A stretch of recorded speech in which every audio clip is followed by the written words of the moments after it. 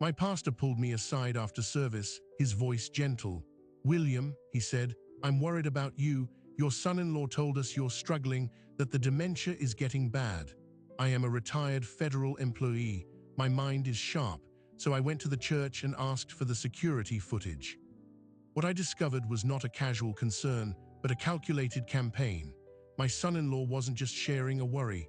He was methodically telling our pastor, our neighbors, even my oldest friends, that I was losing my mind.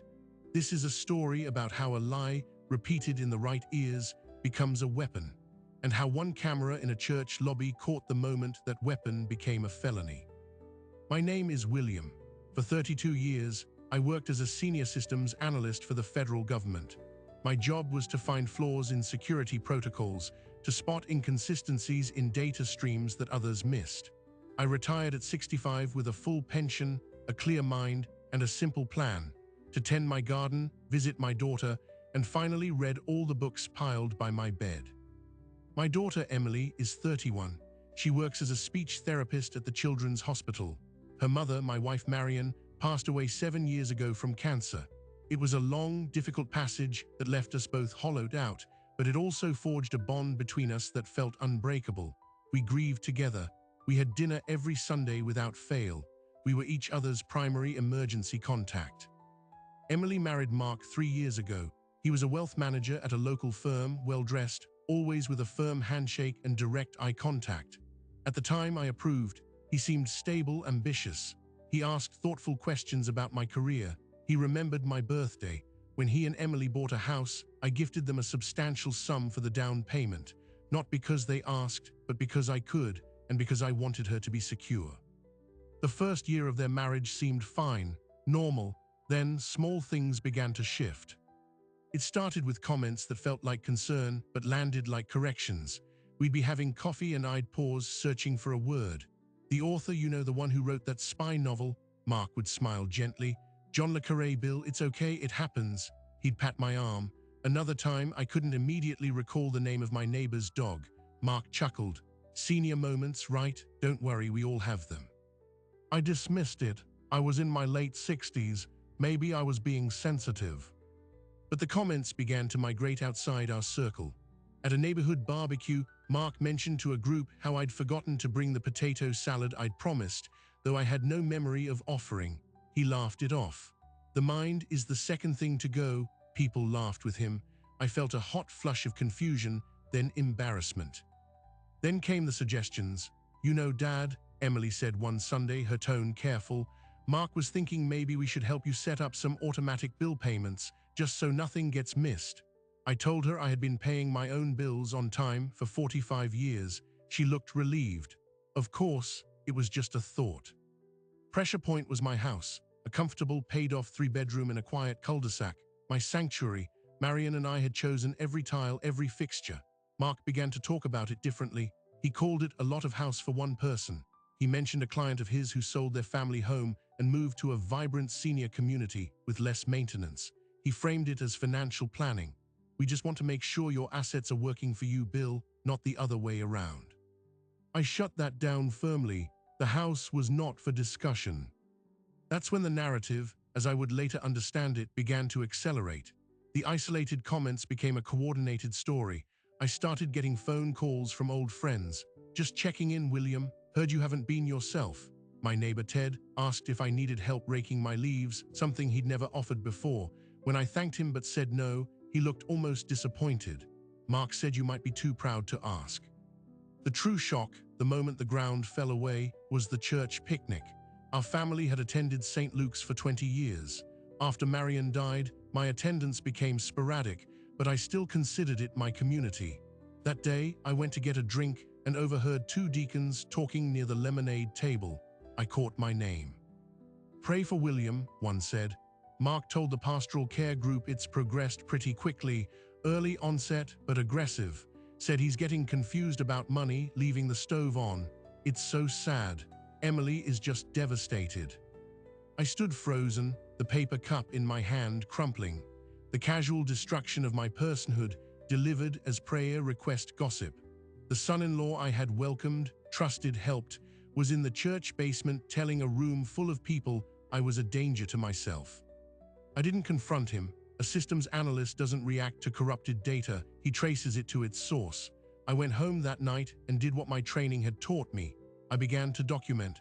I wrote down every odd comment, every misplaced suggestion, every concerned call. I logged dates, times, witnesses.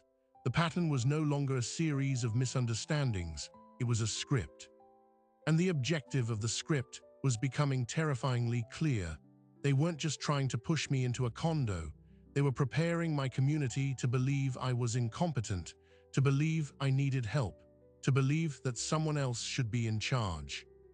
I knew the legal mechanism for that, a power of attorney.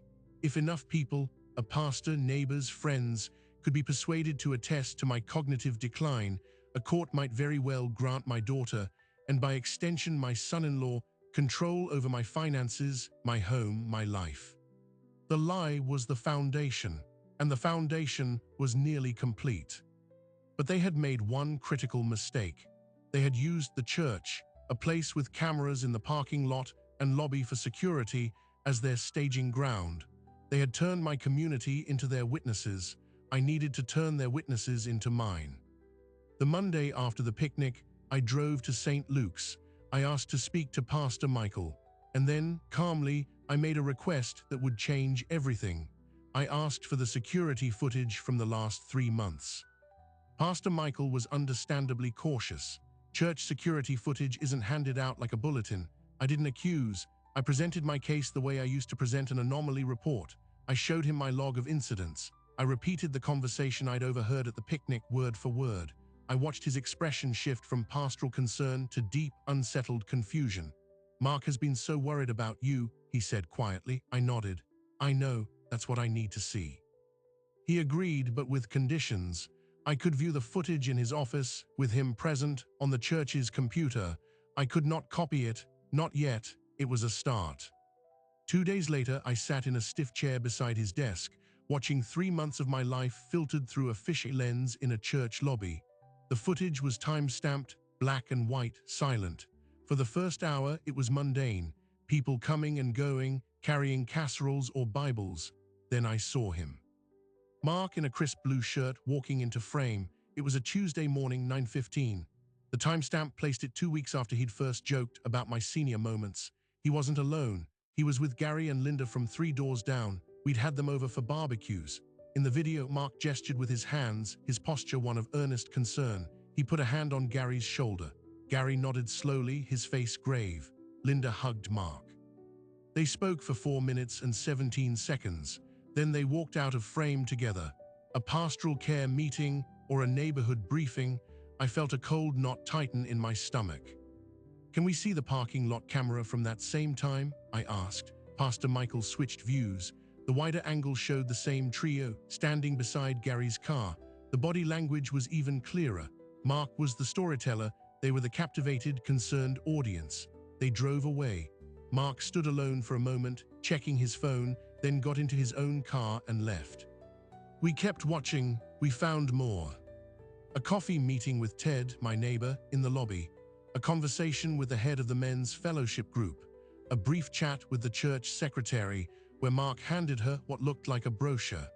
Each interaction was a brick, meticulously laid in the wall he was building around my reputation.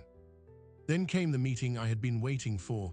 The timestamp read a Thursday, 11 a.m., the week before the picnic. The lobby was empty except for Mark and Pastor Michael. They sat on the 2 couches near the fireplace. This clip had partial audio, picked up by a microphone near the welcome desk. The pastor's voice was filtered but clear. "So you're saying it's more than just forgetfulness?" Mark's voice, smooth and laden with false gravity, replied, "It's the progression, Pastor. We're seeing real confusion with numbers, with dates. Emily's heartbroken. Last week, he left a burner on all night. The house could have. We're just so scared for him." I had left no burner on. I had never been confused with numbers. It was a complete fabrication. Mark continued, "He's resistant to help, which we know is common. Emily's trying, but it's putting a huge strain on her. We're looking into our options legally to keep him safe. A power of attorney might be necessary sooner than we thought, just to protect his assets from, well, from his own bad decisions. I stopped breathing. There it was. The target stated plainly, not just gossip, a legal strategy session. Pastor Michael on the video sounded sympathetic. "That's a heavy burden. The church is here for you both, and for William, we'll keep him in our prayers." "Thank you, Pastor. That means everything. We just need people to understand, so when the time comes, they'll support Emily. She'll need it." The video ended. The room was silent. Pastor Michael had gone pale. He stared at the frozen image on the screen, his own concerned face looking back at him. He had been the most important brick of all, a respected authority whose concern would legitimize every other whisper. "I was used," he finally said, his voice thick. "I was a character in his story." He turned to me. "William, what do you need?" "I need a copy of these files," I said, "and I need to see everything, not just the lobby, the hallway outside the fellowship hall, the main entrance, every camera for the last 4 months." This time he didn't hesitate. He called the church administrator. An hour later, I left with a password-protected thumb drive containing over 2 terabytes of video. The entire digital witness. That night I began the real analysis. I set up my old monitor in the den, the one I used for my government work. I created a timeline. I cross-referenced the video logs with my written journal. The pattern that emerged was not of hapless worry. It was a campaign, a deliberate, chronological rollout of a false narrative to a carefully selected list of influential people in my life. First the neighbors, then the church friends, then the pastoral staff, finally my own close friends who he met for advice. He was building a consensus, creating a chorus of concern that would sing in unison if ever challenged in court. But as I scanned through hours of parking lot footage, looking for more encounters, I found something else. Something that introduced a new, chilling character into the plot. It was a Saturday afternoon. Mark's car pulled in. He wasn't alone. A woman in a dark suit got out of the passenger side. She carried a leather folio. They walked into the church together. I found them in the hallway camera, entering one of the small meeting rooms. 45 minutes later, they emerged. They shook hands formally by her car. She handed him a business card. He nodded, "Sommer." I zoomed in. The folio had a small embossed logo, a Scales of Justice with a stylized E. I didn't recognize it. I took a screenshot. The following Monday, I did what I was trained to do. I investigated. The logo belonged to Eldridge Legal Partners, a firm downtown specializing in estate planning, probate, and elder law. A few clicks deeper into their website, buried in a blog post, was a photo of the woman in the suit. Her name was Alicia Vance, Esquire. Her bio stated she focused on capacity assessments and fiduciary administration. My blood ran cold. He wasn't just talking to a lawyer. He was consulting with a specialist in determining mental competency and establishing guardianships. He was doing reconnaissance. He was pricing the tool he needed to cut me out of my own life. The sheer, cold-blooded premeditation of it stole the air from the room. This wasn't a greedy son-in-law making a push for an early inheritance. This was a structured, professional-grade assault on my autonomy. I had the evidence of the lie. I had evidence of the legal planning, but to stop it, I needed to understand the why. The motive beyond my house and pension. Mark had a good job. What was driving this timeline? I began looking at things I had ignored. The casual mentions of a big deal at work that never materialized. The new car Emily said was a lease, but the registration on my driveway showed a loan. I remembered Mark, months earlier, asking oddly specific questions about the terms of my government pension, whether it was protected from creditors. A terrible suspicion took root.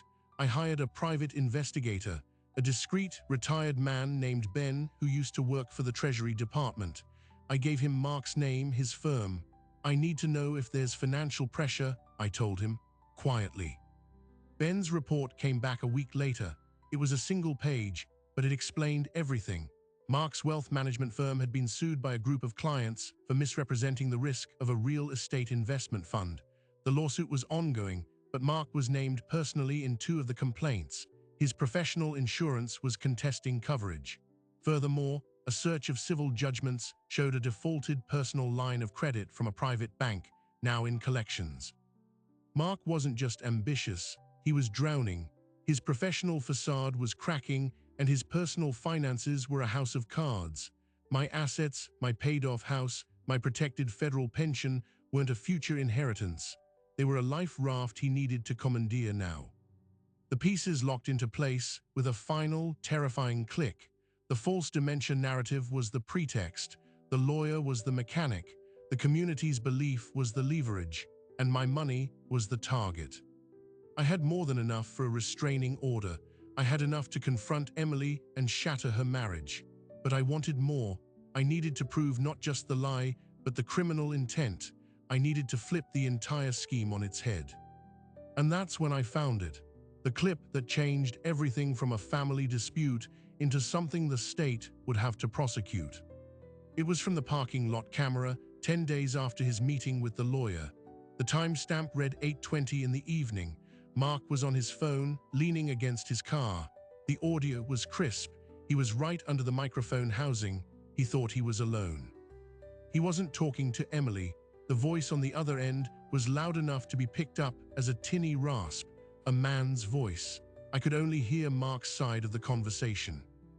I met with the elder law attorney. No, it's perfect. The old man is completely oblivious. He's literally writing everything down in a notebook like that's going to help him. Once we get the doctor on board, no, the one I told you about, who does the capacity evaluations for the court, once he signs off, it's a done deal. The house alone clears the debt. The pension is just monthly gravy. What? No, of course I'm sure. The pastor's already convinced. The neighbors think he's a hazard. By the time anyone questions it, I'll have the paper in my hand and he'll be in a home wondering what day it is. It's not cruel. It's just business. He laughed then, a short, ugly sound. Elder abuse, he said, repeating the phrase from the caller. That's for when you hurt them. I'm saving him from himself and funding my fresh start. Talk tomorrow. He ended the call, got in his car, and drove away into the night. I sat back in my chair, the hum of the computer the only sound. I had just heard a man outline a felony, conspiracy to commit financial elder abuse, fraudulent procurement of a power of attorney. The audio, combined with the video of his meetings, the lawyer, the financial evidence, it was a prosecutor's dream. But there was a problem, a big one, the final necessary piece of his plan. Once we get the doctor on board, he had a specific doctor in mind, one who did court-ordered evaluations. If he succeeded in getting me declared incompetent by a medical professional, all my evidence might be dismissed as the ramblings of a confused old man. The race was no longer about exposing a lie. It was about intervention. I had to get to the authorities before he could get to that doctor, before he could make the lie medically official. I had the weapon. Now I had to learn how to wield it without it exploding in my hands. My next move would require a different kind of expert, not a pastor or a private investigator. I needed a lawyer who knew how to fight in the dark places where family, money, and crime collide. I found my lawyer in a nondescript office building 10 miles from my home. Her name was Sarah Chen, and her practice focused entirely on elder fraud and financial exploitation. I brought her the thumb drive, the journal, the investigator's report. She watched the key clips in silence, her face a mask of professional detachment. Then she turned to me and said the words I hadn't let myself think. This isn't just a family dispute, William. This is a conspiracy to commit a crime. And your daughter may already be a part of it. The heir left the room. Emily wouldn't. Not actively, perhaps, Sarah interrupted, not unkindly. But she's his wife. She's the conduit to you. He's used her grief, her love for you, her trust in him. Look at the timeline. Every time he escalated the narrative to a new person, it was right after a Sunday dinner with her or a long phone call. He was harvesting information, then weaponizing it. Her innocent worries about your forgetfulness became his documented symptoms. Her love is his camouflage. The realization was a physical blow. My daughter, my anchor, had unwittingly handed my son-in-law the knife. Sarah laid out a battle plan. First, we would secure a voluntary medical evaluation from a geriatric psychiatrist of my choosing, one with unimpeachable credentials to establish a baseline of my cognitive health. Second, I would execute a durable power of attorney for finance and healthcare, naming Sarah's firm as a neutral third-party agent, specifically to block any attempt by Mark or Emily to file for one. Third, we would go to the police. The recording in the parking lot is your linchpin, she said. In this state, that conversation meets the elements of conspiracy to commit financial elder abuse. It's a felony. We need to get a detective to see it before Mark can muddy the waters. 2 days later, I sat in a stark interview room at the county sheriff's office with Detective Alvarez, a weary-looking man in his 50s. I played the audio. I showed him the video of the meeting with the lawyer. I handed him the financial report on Mark's debts. Alvarez took notes, his expression growing grimmer. When the audio finished with Mark's laugh, Alvarez leaned back in his chair. "I've seen a lot of ugly family money fights," he said, "but this is premeditated, the use of the church, the systematic grooming of witnesses. It's smart, it's evil." He agreed to open an investigation. I left feeling a fragile hope. The system was engaging. Then the counterattack came. It arrived via my daughter. Emily showed up at my house that evening, her eyes red raw. She didn't knock. She let herself in with her key, something she hadn't done in months. She looked at me with a wild, shattered expression. "Dad, what have you done?" Her voice was a tremor. "Mark just got a call from a detective. They're asking him about financial crimes, about you. He's devastated. He says you're paranoid, that you're fabricating things because you're scared of getting old. He says you've hired a lawyer to cut me out of my inheritance. Is it true?" My heart fractured. The predator had become the victim, and he had sent my own child to confront me. He was using our bond as his shield. "Emily, sit down," I said, my voice steady. "Please." I didn't show her the video, not yet. I told her about the pastor, about the neighbors, about the pattern. I showed her my journal, the dates, the quotes. She shook her head, a frantic, denying motion. "No, you're misremembering. Mark was just worried. He was talking to people for support. You're twisting it." Then explain the lawyer, Emily, the elder law specialist. Why was he meeting with her without you? Her face went blank. "What lawyer?" "He met with Alicia Vance from Eldridge Legal. He didn't tell you." A flicker of doubt, deep and painful, crossed her features. He said he was consulting someone about your long-term care options, as a backup, out of love. He told the lawyer I was a danger to myself. He discussed power of attorney. Did he tell you that? She was silent. The seed of doubt was planted, but it was being choked by years of trust in her husband, by the terrifying idea that her father might actually be slipping into paranoia. I was losing her. "I need you to see something, Emily," I said gently, "but you have to promise me you'll watch all of it." I led her to the den. I pulled up the video. I started not with the damning audio, but with the early clips. Mark talking to Gary and Linda, Mark with the men's fellowship leader. I showed her the body language, the staged concern. "These are your friends, Em. He's telling them a story about me, a false story." Her hand went to her mouth. She watched, her breath shallow. Then I played the clip with Pastor Michael. Hearing Mark's voice calmly invent the story of the burner, the confusion with numbers, the need for legal control, I saw the color drain from her face. Finally, I queued up the parking lot audio. I turned up the volume. Mark's voice filled the room. "The old man is completely oblivious once we get the doctor on board. The house alone clears the debt. The pension is just monthly gravy. It's not cruel, it's just business." Emily made a small, animal sound. She clutched the edge of the desk. When the clip ended, she was trembling violently. She looked at me, her eyes wide with a horror I wish no child ever had to feel. The world as she knew it had just been obliterated. He's using me," she whispered, the truth finally breaking through. "All my worries, everything I told him in confidence." She collapsed into a chair and wept. I held her. The father-daughter bond, strained and manipulated, finally snapped back into its true alignment. It was the most painful victory I had ever known. But Mark was not a man who surrendered when his scheme unraveled. He was a man who escalated.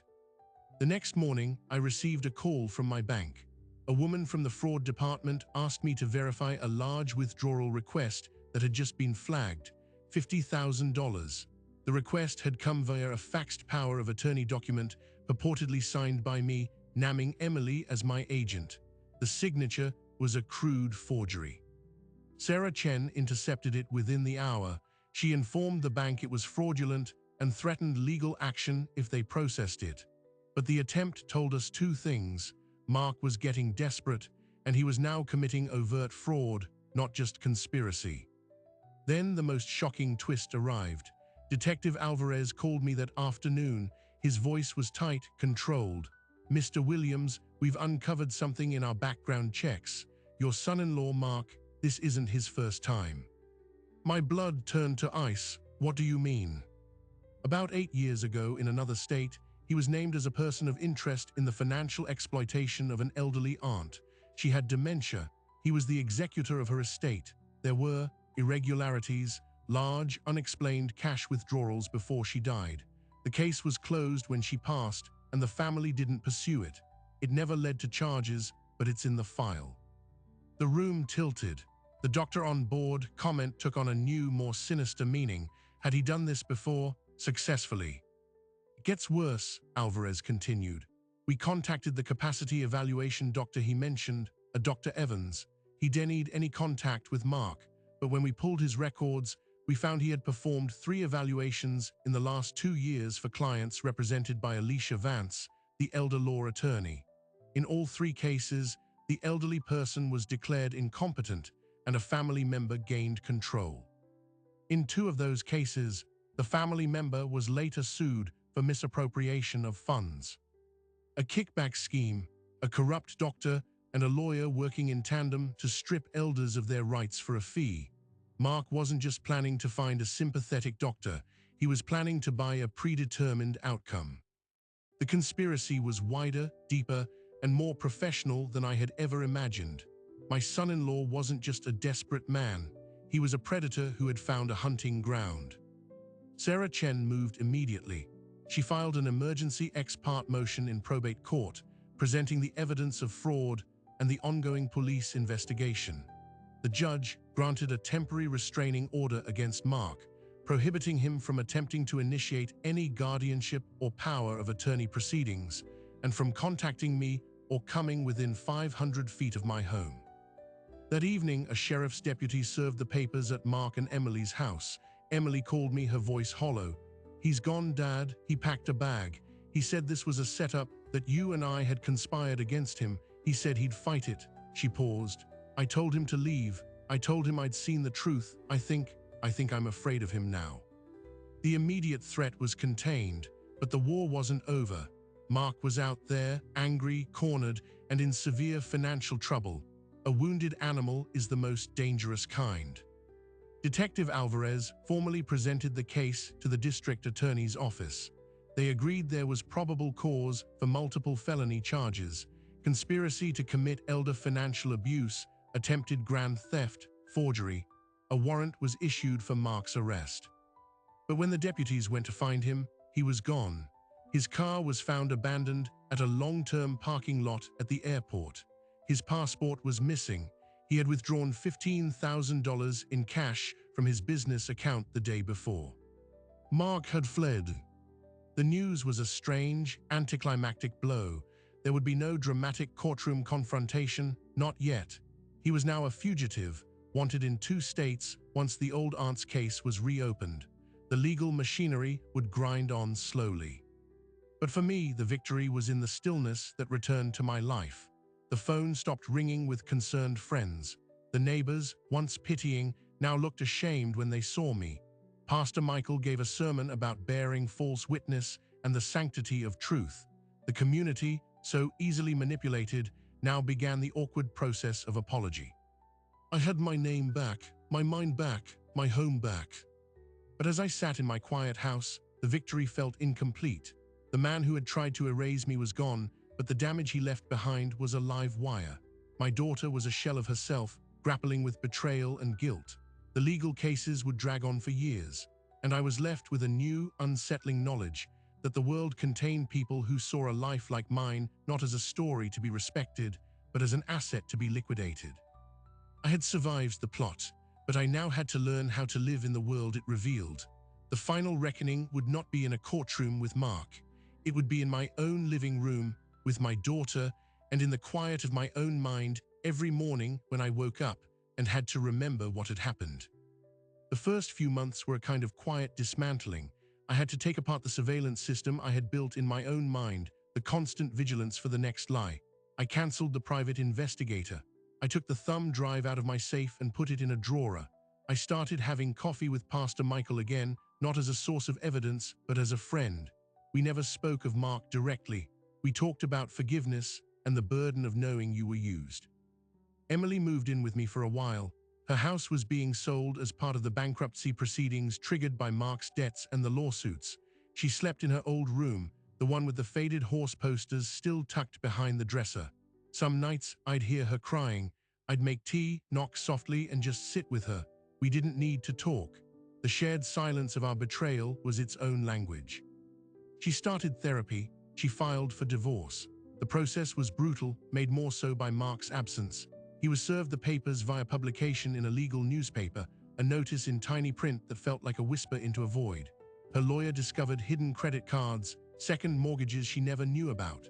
The financial portrait that emerged was of a man who had been performing success for years, a hollow shell propped up by other people's money and faith. The legal wheels turned slowly, but they turned. The district attorney's case was solid. With Mark a fugitive, they focused on the conspirators still within reach. Alicia Vance, the elder law attorney, was investigated by the state bar. When detectives showed her the video of her meeting with Mark and played the parking lot audio, her professional detachment crumbled. She claimed she was unaware of his intent, that she was simply providing legal information. But the pattern of her referrals to Dr. Evans, the capacity evaluator, was damning. She agreed to a plea deal, surrendering her law license and providing testimony in exchange for avoiding prison time. Her career was over. Dr. Evans was not so lucky. His medical license was suspended, pending a full board review. The medical records of his 3 prior evaluations were subpoenaed. In one case, it was found he had spent only 15 minutes with the elderly woman before declaring her incompetent, relying entirely on the statements of a nephew who later emptied her accounts. He was charged with multiple counts of fraud and filing false documents. His trial was set for the following year. My role was mostly as a witness. I gave depositions. I met with prosecutors. It was strange, revisiting the evidence as a historical artifact rather than a live threat. The cold fury I had felt was gone, replaced by a dull, heavy sadness for all the lives he had touched and twisted. The community's penance was awkward but earnest. The church organized a senior safety seminar, bringing in experts to talk about financial exploitation. My neighbor Ted, sheepishly, offered to repair a loose shutter on my house, a job he completed in a single afternoon with meticulous care. It was his way of saying sorry. I accepted it as such. The most profound change, however, was in Emily. The shattered woman who had moved back home slowly began to reassemble herself, piece by piece, into someone new. The grief gave way to ferocious clarity. She used her skills as a speech therapist in a new way, volunteering at a local senior center. She started running a support group for family members who feared a loved one was being exploited. She told her story, not for pity, but as a warning. She became an advocate. One evening, about a year after Mark fled, she came to me with a proposal. "I want to go back to school, Dad, for social work with a focus on elder justice. I need to understand the system from the inside. I need to help fix it." I saw the steel in her eyes, the same steel I had needed to find in myself. I told her I would support her in every way I could. It felt like a redemption, not just for her, but for the part of me that had wondered if I had failed as a father by not protecting her from Mark. Then, 18 months after he disappeared, news came. Mark had been arrested in Belize.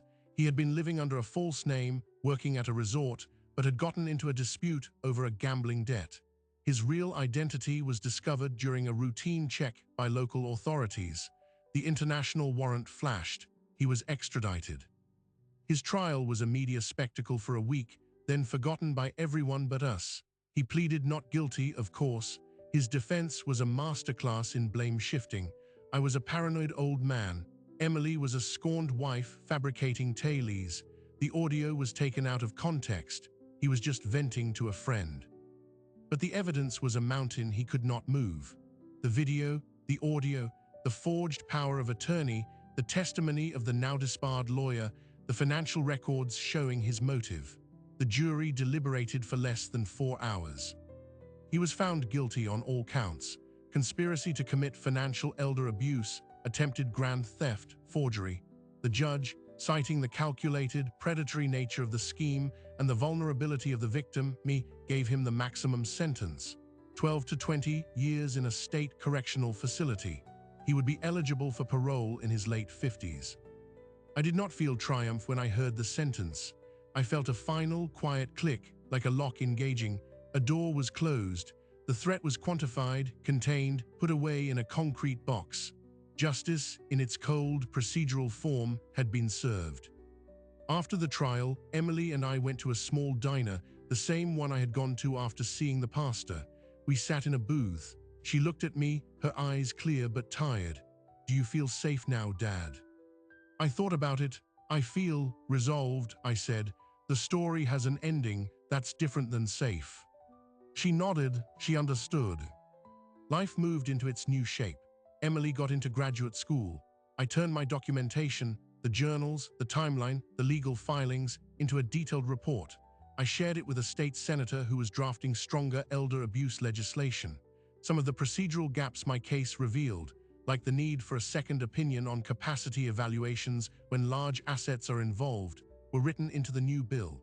It felt like turning poison into medicine. The final surprise came on a Tuesday morning in the form of a certified letter. It was from the insurance company that had bonded Mark's wealth management firm. After the civil suits were settled, there was a residual sum left from the recovery fund, intended for victims of his professional misconduct. Since I was named as an intended victim in the criminal case and had incurred significant legal costs, they were offering a settlement. It was a substantial amount, more than enough to cover Sarah Chen's fees and Emily's tuition, with plenty left over. I stared at the number. It felt like blood money, but also like reparation. A tiny fraction of the 28 billion lost each year to such schemes, returning to one of its intended targets. I accepted it. I put it in a trust, partly for Emily, partly for donations to the senior center where she volunteered. Now I wake up in the morning and the first thought is not about evidence or lies. It's about whether the roses need watering. I have dinner with my daughter every Sunday. We talk about her classes, my garden, the new oak tree I planted in the backyard to replace one that died. It's a young tree. It will need years to grow strong. Sometimes people ask me what they should do if they suspect something like this. I tell them to trust the feeling in their gut that something is wrong. I tell them to write everything down. I tell them that a lie needs darkness to grow, so shine the brightest light you can find on it, even if that light is a security camera in a church lobby. I am 70 years old. My mind is sharp. My house is my own. My daughter is my best friend. The man who tried to take it all is in a cell, and his story is over. But the work isn't, because for every William who catches the lie in time, there are dozens who don't. The fear of being declared incompetent, of being erased by the people you trust, that fear is real. It lives in the quiet hearts of millions. My story is not a tragedy. It's a cautionary tale with a happy ending, and it ends with a simple, hard-won truth: your life is your own. Protect it, document it, and never, ever apologize for defending its foundation. My story had a church, a camera, and a recording, but this crime doesn't need a set. It happens in living rooms, during phone calls, in the quiet spaces where trust should be safest. It's a whisper that becomes a rumor, that becomes a diagnosis, that becomes a legal document.